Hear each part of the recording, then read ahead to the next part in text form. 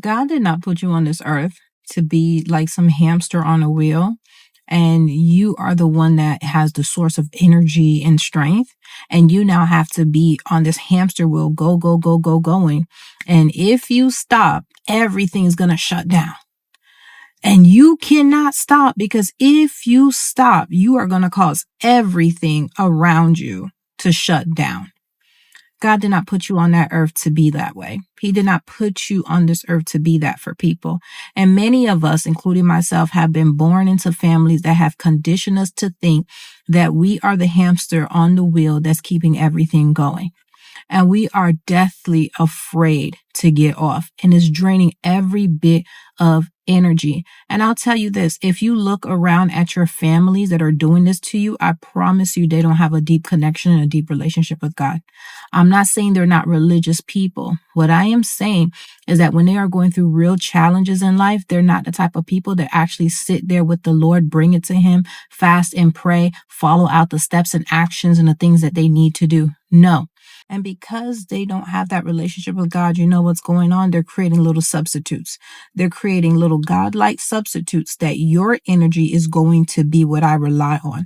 So then now the pressure and the responsibility to keep everything upheld is now on you. It's on your back. And whoever are these individuals that they designated to be the pillars that keep the family shoulder upright. Now, am I saying that there shouldn't be strong people in the family? No. Am I saying that, we shouldn't be supporting each other? No, I'm not saying that. However, many of you, your strengths have been idolized in your family. You've been conditioned in this mindset. And now you're going out here in this world and you're operating with that same mindset. You operate with that mindset in your relationship. You operate with that mindset in the workplace. You operate with that mindset in your friendships. And you're wondering why all of these different places where you go, you are constantly being depleted.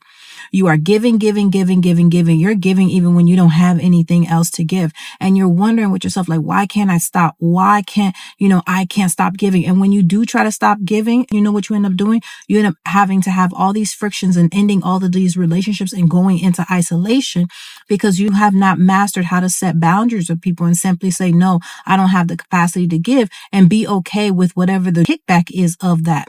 Because reality is at the core of relationships that have trained and conditioned you, have taught you that you are a tool, that you are a utility.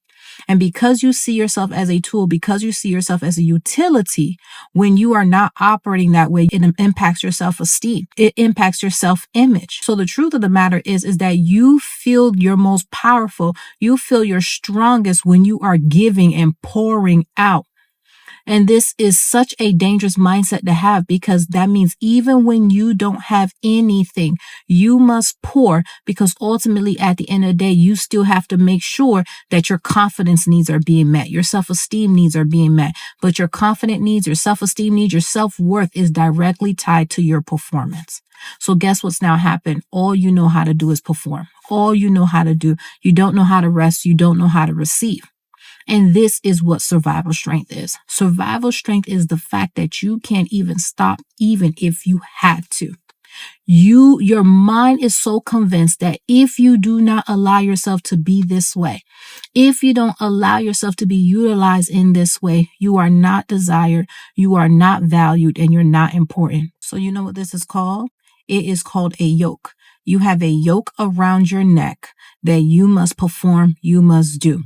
And now it's time for you to receive. And now it's time for you to walk by grace, but you're incapable of doing it, because walking by grace means that you operate in unmerited favor, but you're operating this mindset that I must perform, I must do, etc., etc., etc. So when God is giving you something, and when God has given you the opportunity to do something, immediately your mind goes to the fact, how am I personally going to make it happen, versus, Lord, how do I need to align with you so that what you promised me can take place? No, instead, if it must be, is up to me. So even the very promises that God has given to you, you will contaminate it with your own mindset, because you're so deeply struggling with the fact that your self-worth is tied to your performance, that if you're not performing, you feel like you're not getting anything done.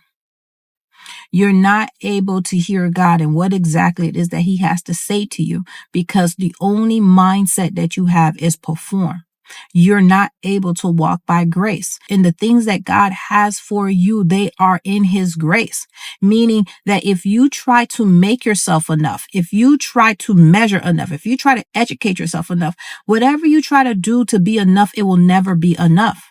But because you feel like I must make myself enough, you're putting yourself on this hamster wheel to go, get, trying to think that you just need to pedal faster, when you just need to rest and receive. But you have not been conditioned in this. You've been conditioned to only give. And you have to understand this conditioning that you have to only give.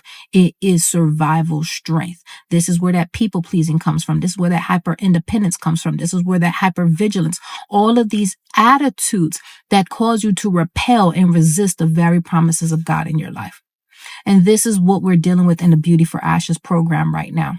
We're taking 21 days to help you really dive deep and to really cut this thing at the core and dig it out so you truly can walk in divine empowerment. So now this 21-day process we're doing here from March 1st to March 21st. I already know some of you guys wanted to get started. You missed a day, etc. I have extended the promo till March 7th. Okay. I'm doing this in March because the first day of spring is March 20th.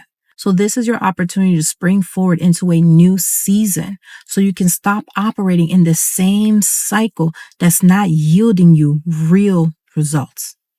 So if this is something that resonates with you and you know this is something that you truly need to work on, go ahead and click the link in the bio. You'll be able to access the Beauty for Ashes program. I've extended, guys, the promo is going to go till March 7th. After that, it's back to the regular price. Okay.